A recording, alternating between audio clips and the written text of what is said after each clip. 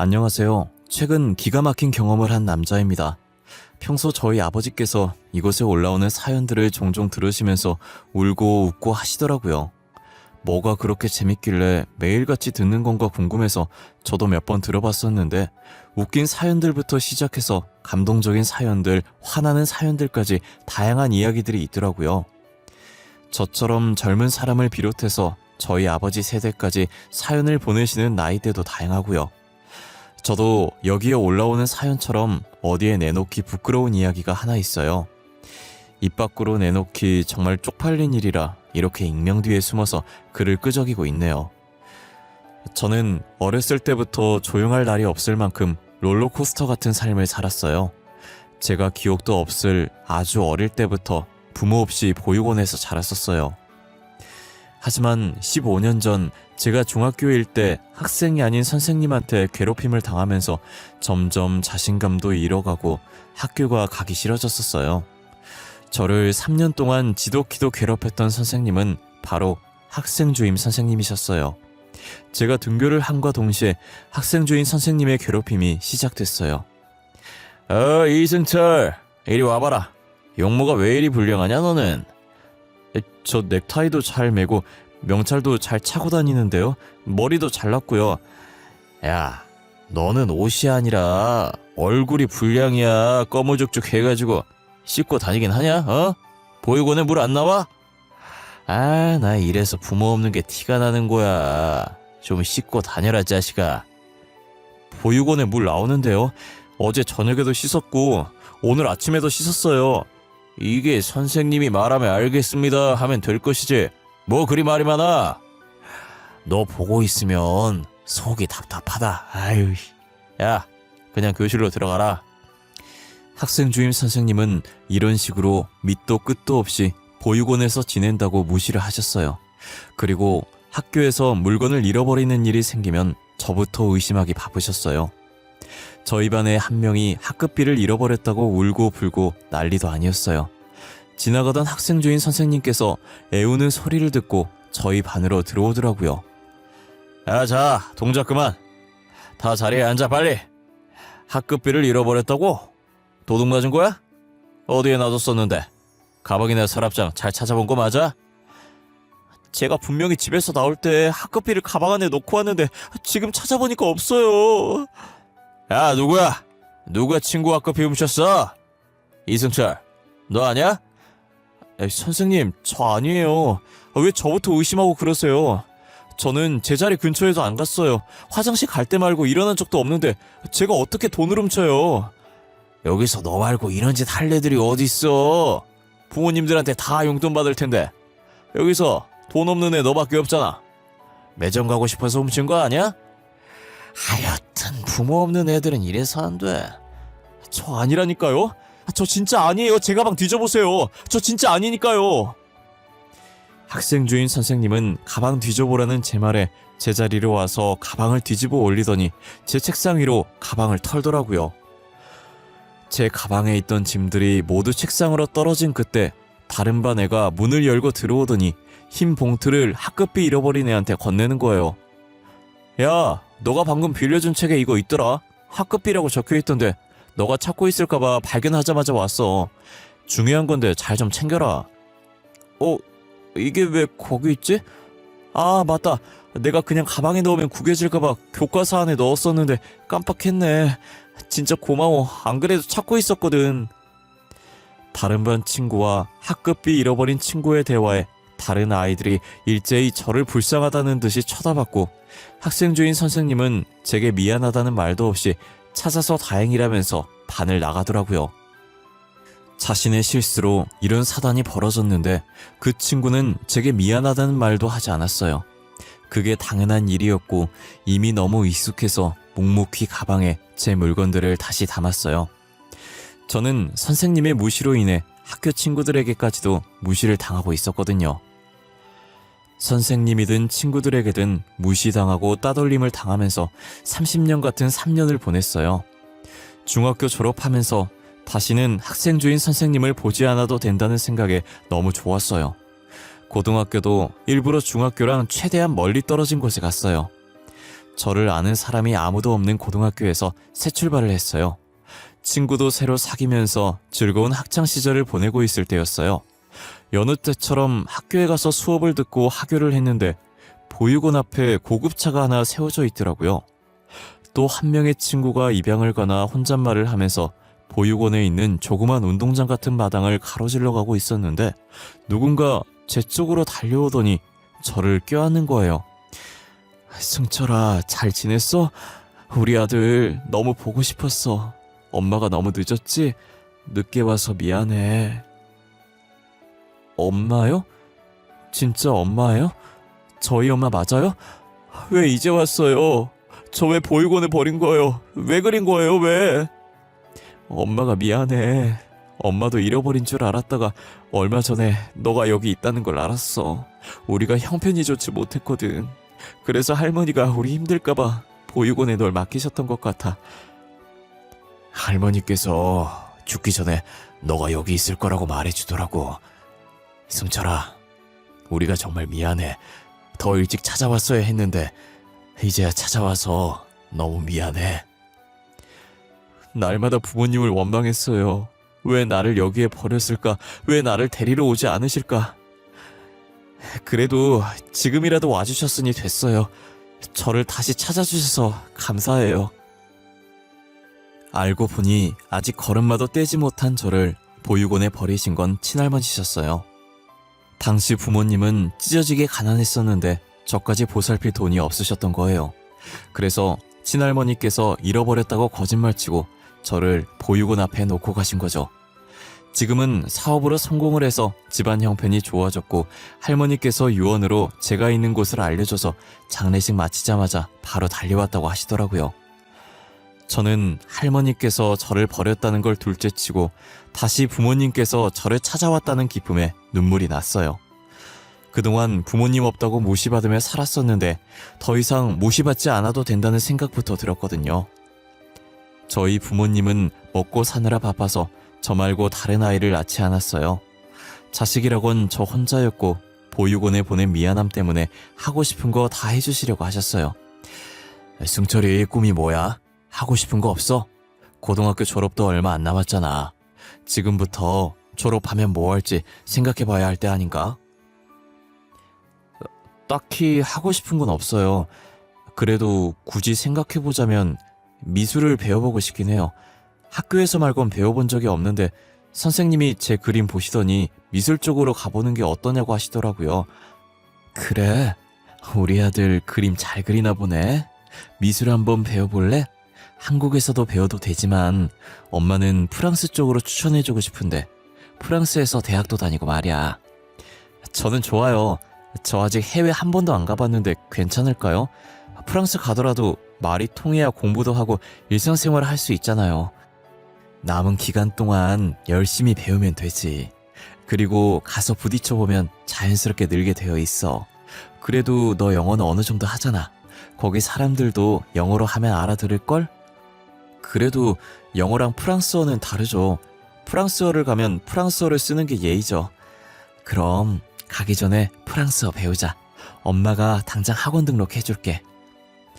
저는 프랑스어 학원을 다니다가 어차피 가야 할 거 빨리 가자는 생각에 20살 되고 바로 군대에 갔어요. 그리고 전역하자마자 부모님의 지원을 받아 프랑스로 유학을 갔고 본격적으로 미술을 배우게 됐어요. 부모님께서 필요할 때마다 돈을 보내주셔서 프랑스에 있는 동안은 돈 걱정은 딱히 안 했던 것 같아요. 그렇게 6년의 유학 생활을 마치고 한국으로 돌아와 어느 미대에 교수로 재직하고 있었어요. 교수 생활한 지도 어느덧 4년을 향해 가고 있었고 어느 정도 나이가 차니 슬슬 결혼 얘기가 나오더라고요. 저희 부모님께서 신약 개발 회사를 운영하고 계신데 회사에서 마음에 드는 직원이 있었나 봐요. 저보고 결혼할 때 되지 않았냐면서 저한테 그 직원 얘기하려고 슬슬 시동을 거시더라고요. 승철이, 너 이제 32살 아니니? 내 친구 아들은 다 결혼했다고 하던데 너는 결혼할 생각 없어? 왜 데려오는 여자 한 명이 없는 거야? 이래서 죽기 전에 손잡을 수 있겠어? 저 아직 결혼 생각 없어요. 그리고 아버지, 요즘은 32살도 젊은 나이에요. 한창 때라고요. 제 친구들 중에서도 아직 결혼 안 한 애들 많은데요.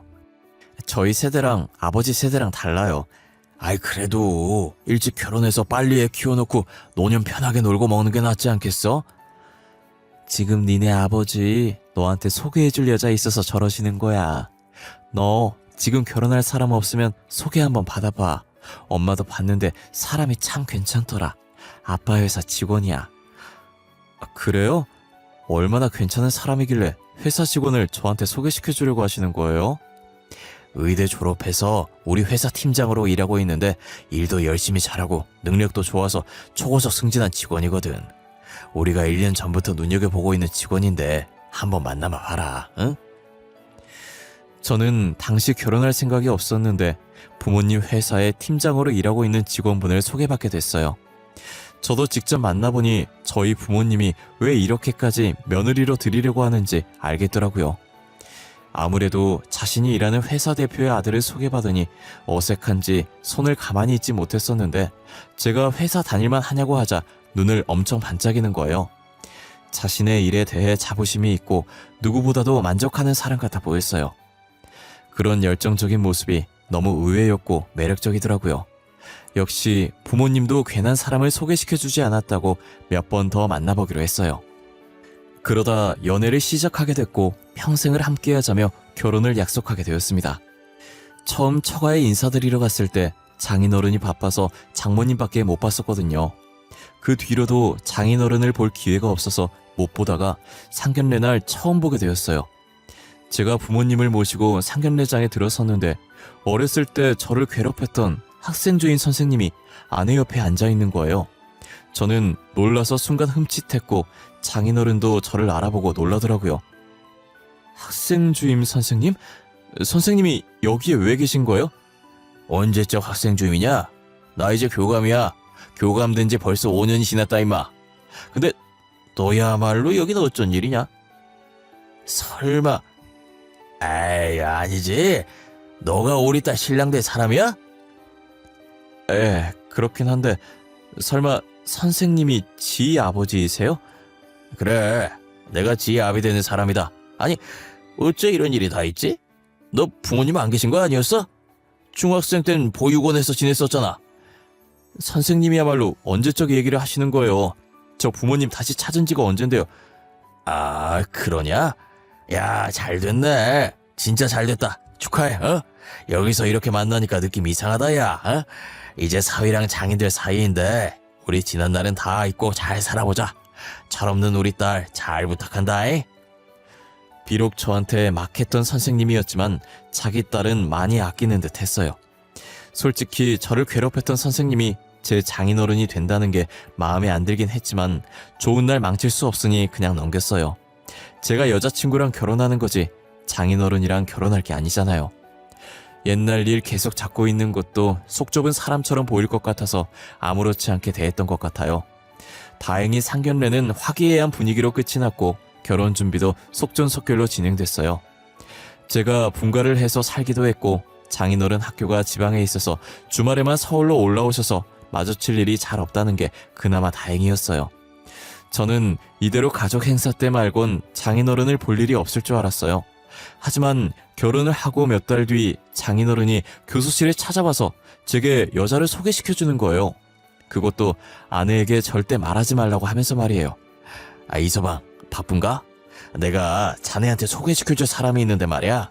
다름이 아니라 애가 우리 친척 조카인데 미술이 배우고 싶다더라고. 믿을 사람이 자네밖에 없어서 이렇게 찾아오게 됐어. 미술이요? 나이가 어떻게 되는데요? 학원에 보내도 되지 않아요? 애 가정 형편이 좋지 못해서 학원에 보내질 못해. 그래서 염치 없지만 자네한테 부탁하러 왔어. 너가 능력도 있고 하니까 미술 좀 가르쳐줬으면 하는데 이제 곧 대학생이고 이서방 학교 다닐 예정이더라고. 아, 저희 학교 학생 되는 거예요? 원래 교수가 학생을 따로 불러서 가르쳐주는 건 안 되는데 괜한 오해 살 수도 있고요. 입학하고 제가 담당 교수가 되면 그땐 도움을 드릴 수도 있긴 해요. 그런 방법밖에 없는 거야? 가족이라도 안 되는 거야? 예, 죄송해요. 저도 위험을 감수하면서까지 가르쳐주는 건 아닌 것 같아요. 일단 입학하고 제가 담당 교수로 배정되면 그때 조언도 해주고 많이 챙겨주도록 할게요. 아이 그래? 고마워. 어? 그리고 내가 조카 데리고 자네한테 왔다는 건 우리 딸한테 비밀이다. 바쁜 사람 붙잡아둬서 미안하고 추석 때 얼굴 보자. 나는 간다. 처음엔 저도 어찌할 방법이 없어서 장인어른과 장인어른의 조카를 돌려보냈어요. 아무리 가족이라고 해도 엄연히 저와는 모르는 사이인데 괜히 부탁 들어줬다가 제 교사 생활을 망칠 수 없잖아요. 그래도 다행이라고 해야 할지 입학하고 나서 보니 제가 조카의 담당 교수가 되었더라고요. 그래서 제가 가르쳐줄 수 있는 선에서 아낌없이 가르쳐줬어요. 어쩌다 보니 교수와 학생이 아닌 친척 사이로 사석에서 밥도 먹고 커피도 마시게 됐어요. 아무래도 공통 관심사가 미술이다 보니 저희의 대화는 보통 미술 얘기가 주였고 제가 직업병인 건지 계속 조카의 그림에 피드백을 해주고 있더라고요. 저는 다른 화가들의 전시회를 다니다 보면 대충 감이 온다고 전시회 가는 것을 추천해줬어요. 그 말을 하고 며칠 뒤 조카가 교수실에 들어와서 티켓 2장을 제게 내밀더라고요. 무슨 티켓인가 싶어서 받아들고 확인해보니 전시회 티켓인 거예요.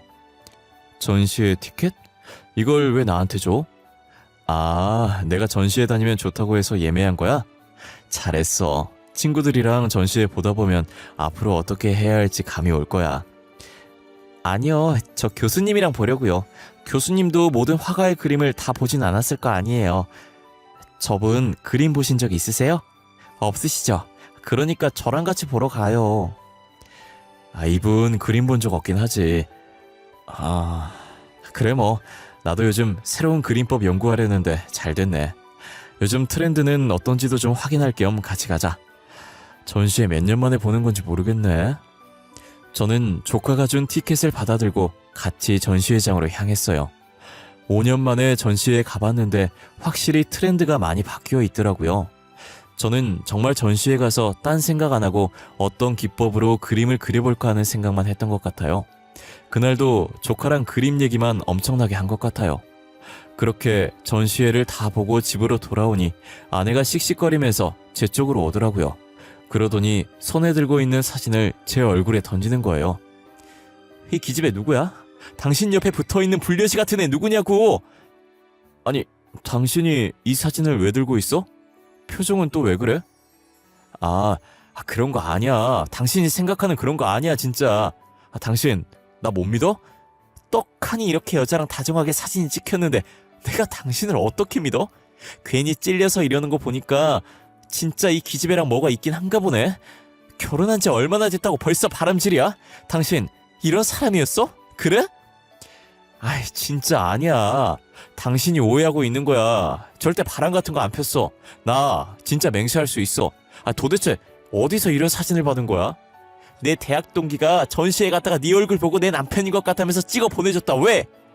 바른 대로 말해. 안 그럼 이 기집애 상간녀 소송 걸어버릴 거니까. 그리고 당신이랑도 이혼할 거야. 아이씨, 장인어른이 말하지 말라고 했는데. 사실 그 여자 장인어른 먼 친척 조카야. 저번에 장인어른이 나한테 와서 조카가 미술 배우고 싶어 하는데 믿을 사람이 나밖에 없다고 부탁하더라. 무슨 소리야? 말이 되는 소리를 해. 겨우 지어낸 게 우리 아빠 먼 친척 조카냐? 어떻게 장인어른을 파냐? 나 저 얼굴 오늘 처음 봐. 우리 가족 중에 저런 얼굴 없다고. 당신이야말로 무슨 소리 하는 거야. 장인어른이 나한테 친척 조카라고 했어. 제가 억울하다는 표정으로 목에 핏대까지 세우며 말을 하자 아내도 이 정도면 진짜 억울할 것 같다면서 겨우겨우 제 말을 믿어주는 눈치더라고요. 하지만 아내는 이런 얼굴 단 한 번도 본 적 없다고 진짜 장인어른이 조카라고 했냐고 묻는 거예요. 진짜 우리 아빠가 이 여자 보고 먼 친척 조카라고 그랬어? 아니 얼마나 먼 친척이길래 내가 몰라? 아니 근데 나도 왜 너 몰래 조카를 맡겼는지 의문이긴 해. 근데 장인어른이 조카라고 하는데 내가 뭘 알겠어. 그렇구나 싶었지. 아빠가 진짜 미술만 가르쳐달라고 그랬어? 근데 다정하게 둘이서 전시회는 왜 간 거야? 진짜 미술만 가르쳐달라고 했어. 나쁜 뜻 전혀 없으셨고 미술 배우고 싶은 애라길래 도와주고 싶어서 도와준 게 다야. 다른 사람 그림을 봐야 그림을 어떻게 그릴지 감이 잡히니까 전시회 같이 간 거고. 아내는 팔짱을 끼며 제 말에 듣다가 골똘히 생각을 하는 것 같더니 이내 휴대전화를 들더라고요. 그리고 누군가에게 사진을 보내더니 전화를 거는 거예요. 엄마, 내가 방금 보내준 사진 봐봐. 그거 맞아. 엄마는 그 여자 본 적 있어? 혹시 우리 친척 중에 저런 조카 있어? 아니, 나는 처음 보는 여자인데. 근데 옆에 이서방 아니니? 이서방이 왜 이 여자랑 같이 있어? 설마 이서방 바람피니? 아니, 그런 거 아니야. 그럼 엄마도 모른다는 거지? 확실히 수상하단 말이야. 아빠가 이서방한테 이 여자를 친척이라고 소개했다던데 엄마가 좀 알아봐 줄 수 있어? 알겠어. 내가 이 여자 누군지 알아보고 나중에 다시 연락 줄게. 아내에 이어 장모님도 그 조카가 누군지 모르겠다고 하시더라고요. 저와 아내는 사진을 보면서 그럼 이 여자는 도대체 누구냐면서 답답해했어요. 그러다 며칠 뒤 그 조카의 정체를 알아내신 건지 장모님께 전화가 왔더라고요. 저희는 같이 들으려고 스피커폰을 바꿔서 듣고 있었어요. 엄마, 알아낸 거라도 있어? 그 여자 도대체 누구야? 아이, 내가 너무 어처구니가 없어가지고 혹시나 몰라서 네 아빠 집에 왔을 때 몰래 지갑 뒤졌거든? 근데 지갑 안에 접어놓은 사진이 있는 거야. 그래서 펼쳐보니 그 여자랑 찍은 가족 사진이더라. 뭐? 가족 사진? 그게 무슨 소리야? 그럼 그 여자랑 아빠가 불륜이라는 거야? 아니, 그 기집애가 네 배다른 동생인가 봐. 내 나이 정도 되어 보이는 여자도 하나 있더라. 그 여자랑 바람났나 보지. 도대체 몇 년이나 우리를 속인 거야? 알고 보니 장인어른은 학교가 지방에 있어서 장모님과 결혼하고 쭉 주말 부부로 지내게 되었는데 서울에 살고 있는 장모님 몰래 지방에서 상간녀와 살면서 두 집 살림을 하고 있었어요. 한마디로 평일엔 상간녀와 있고 주말엔 장모님과 있었던 거예요. 장모님에게도 아내에게도 늘 한결같던 사람이라 아무 의심을 하지 않았던 겁니다. 이때까지 내가 그딴 놈이랑 살았다는 게 너무 치욕스러워. 내 인생이 너무 쪽팔려. 나 더 이상 네 아빠랑 같이 못 살아. 이혼할 거야. 이미 이혼할 거라고 네 아빠한테 말해놨어. 잘했어. 이혼해. 나도 아빠가 그런 사람인 줄 몰랐네. 정 떨어져 진짜. 그동안 우리한테 다정하게 대했던 거 다 연기였던 거야? 진짜 소름 끼쳐. 너 앞으로 다른 사람이 아버지 뭐 하시냐고 물으면 죽었다고 그래. 알겠지? 장모님은 황혼이혼을 선언하셨고 얼마 지나지 않아서 정말 황혼이혼을 하셨어요. 그 뒤로 장인어른은 저희에게 연락을 하지 않으셨고 저희도 장인어른 근황을 궁금해하지 않았어요. 저는 길고 길었던 장인어른과의 인연이 이대로 끝이 나는 줄 알았어요. 하지만 며칠 뒤에 아침 일찍 장인어른한테 연락이 온 거예요. 이서방, 내가 부탁이 있어서 전화했네. 지 몰래 우리 소연이 미술 계속 가르쳐주면 안 되겠나? 우리가 학생과 제자, 장인어른과 사이로 나눈 정이 얼마니? 응? 죄송해요. 저는 학생과 제자로서도 장인어른과 사위로서도 정이 전혀 없네요. 장인어른과 보낸 시간들 중에 좋았던 기억이 하나도 없어서 말이에요. 내가 부탁할 사람이 자네밖에 없어서 그래. 제발 우리 딸 미술 좀 가르쳐줘. 그 부탁 들어드리기 힘들 것 같아요. 아내 몰래면 더더욱이요. 저 다시는 아내한테 오해 살 일 하고 싶지 않아요. 이만 끊겠습니다. 장인어른이 저한테 왜 전화했나 했더니 자기 딸 교육을 계속 해달라고 전화를 한 거더라고요. 어쩜 사람이 염치가 저렇게 없는지 얼굴에 철판을 몇 개를 깔아야 저런 용기가 생길까요?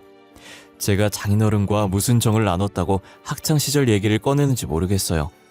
역시 밟은 사람은 기억 못하고 밟힌 사람만 기억한다더니 그 말이 정확했어요. 자기가 제게 했던 짓을 기억하면 절대 저렇게 말 못할 거예요. 저는 너무 괘씸해서 장인어른한테 전화 왔었다고 아내에게 다 말해버렸어요. 아내는 제 말을 듣고 곧바로 전화를 걸었고 그 자리에서 장모님께 다 말했어요. 장모님은 당장 지방에 내려가서 장인어른 머리털 뽑아버릴 거라고 화내시더라고요. 진짜 빈말이 아니셨는지 지금 장인어른께 가고 있다고 연락이 온 거예요. 혹시나 장모님이 심하게 해서 되려 안 좋은 일에 휘말리실까봐 저희도 어머니를 따라 나섰어요. 3시간 거리를 달려서 장인어른이 근무하시는 학교에 도착했고 장모님은 벌써 안으로 들어가고 계시길래 아내와 저도 불이 나게 뛰어들어갔어요. 화난 장모님은 망설임도 없이 교무실로 들어섰고 장인어른 나오라고 고래고래 소리를 질렀어요. 장모님 목소리에 장인어른이 헐레벌떡 뛰어오더라고요. 장인어른이 장모님 앞에 오자마자 장모님은 있는 힘껏 장인어른의 뺨을 때렸어요. 그래. 네가 아직 정신을 못 차렸지? 두 집 살림에서 우리 가정 파탄낸 것도 모자라서 우리 사위한테 밖에서 나온 자식을 부탁해? 네가 제정신이야? 여보, 밖에서 얘기해. 학교에서 지금 이게 무슨 짓이야? 사람들 다 쳐다보잖아. 다 쳐다보라지. 그래도 네가 한 짓이 쪽팔린 짓이라는 거 알긴 아나 봐. 내가 그냥 곱게 나가줄 줄 알았어? 천만에. 넌 좀 당해봐야 돼. 장모님은 그러고 교무실을 나가더니 어디론가 가시는 거예요. 저와 아내는 놓칠세라 다른 선생님들께 죄송하다고 하고 장모님을 뒤쫓아갔어요. 장모님이 도착한 곳은 다름 아닌 교장실이더라고요. 교장실 앞에서 심호흡 한번 하시더니 그대로 문을 열고 들어가시는 거예요. 당연히 갑자기 들어온 장모님을 보고 교장 선생님께서 놀라셨고 장모님은 아랑곳하지 않고 교장 선생님 앞에 사진 2장을 펼쳐놓으셨어요.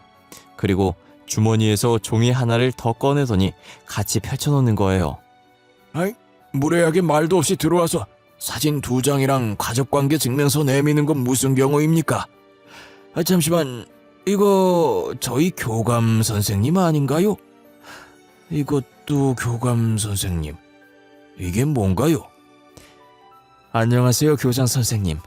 제가 이 학교 교감 선생님 안사람 되는 사람입니다. 인사가 너무 늦었네요. 그리고 무례했다면 죄송합니다. 제가 급히 드릴 말씀이 있어서요. 교감 선생님 안사람이라뇨? 제가 알고 있는 사람과 전혀 다른 사람인데요? 그렇겠죠. 그동안 교장 선생님께서 소개했던 여자는 그 사람 내연녀였어요. 제가 본 척고요. 무슨 상황인지 대충 아시겠죠? 거기 가족사진이랑 가족관계 증명서 보시면 아시겠네요. 예, 무슨 상황인지 아주 잘 알겠네요. 그러니까 교감 선생님이 2집 살림을 했다 이 말이죠? 예, 바로 그겁니다. 과연 2집 살림을 하는 사람 밑에서 자라나는 새싹들이 뭘 보고 배울 게 있을까요? 이 사실이 알려지면 과연 학부모들이 가만히 있을까요? 학교 이미지는 어떻게 될까요? 그쵸. 공무원이 청렴해야 하는데 이렇게 2집 살림을... 무슨 뜻으로 말씀하시는 건지 아주 잘 알았습니다. 오늘부로 교감 선생님을 해고하도록 하죠. 장인어른을 해고하겠다는 교장 선생님 말에 장모님은 흡족하다는 듯 웃으면서 교장실을 나오셨어요. 교장 선생님도 곧바로 나오더니 교무실로 향하더라고요. 굉장히 화가 나신 듯 교무실 문을 쾅 소리 나도록 여시더니 장인어른께 고래고래 소리를 지르셨어요. 저희는 소리 지르는 교장 선생님을 뒤로 하고 학교를 빠져나왔습니다. 장모님은 이제야 속이 후련하다면서 배꼽을 잡고 웃으시더라고요. 아내는 장모님께 잘했다고 엄지를 올렸고 저도 아내 따라서 엄지를 치켜드렸어요. 또다시 장인어른한테 연락 오면 바로 본인에게 말하라고 하시더라고요. 다시는 전화 못하게 눈물 콧물 쏙 빼놓을 거라고 하시면서요. 그리고 장모님이 이 일을 저희 가족에게 알리지 말아달라고 했어요. 만약 알게 되면 쪽팔려서 저희 가족을 다시는 못 볼 것 같다고요. 저는 비밀로 하겠다고 했고 혹시나 장인어른 얘기 나오면 잘 모르겠다고 하기로 했어요. 아무것도 모르는 저희 부모님은 일 잘하고 내조 잘하는 저희 아내를 더 좋아하셨고 팀장에서 실장으로 초고속 진급을 시켜주셨어요. 장모님은 저희 볼 낯도 없다고 하시면서 고향으로 내려가서 살기로 하셨고 가끔 한 번씩 저희 집에 놀러 오시곤 하셨어요. 장인어른은 그 뒤로 더 이상 얼굴을 볼 수도 없었고 어떠한 소식도 들을 수 없었어요. 아무 소식도 안 듣는 게 저희 가족 입장에선 더 좋았어요. 저희는 장인어른이 없었던 사람인 것처럼 흔적을 지우고 살고 있어요. 세상엔 영원한 비밀이 없다는 말처럼 어떤 비밀이든 언젠가 수면 위로 올라오게 되는 것 같아요. 저는 살아 숨쉬는 한 이런 비밀은 절대로 만들지 않으려고요. 제 이야기는 여기까지입니다. 지금까지 저의 긴 이야기를 들어주셔서 감사하고 늘 건강하고 가족들과 행복한 시간 보내시길 바라요.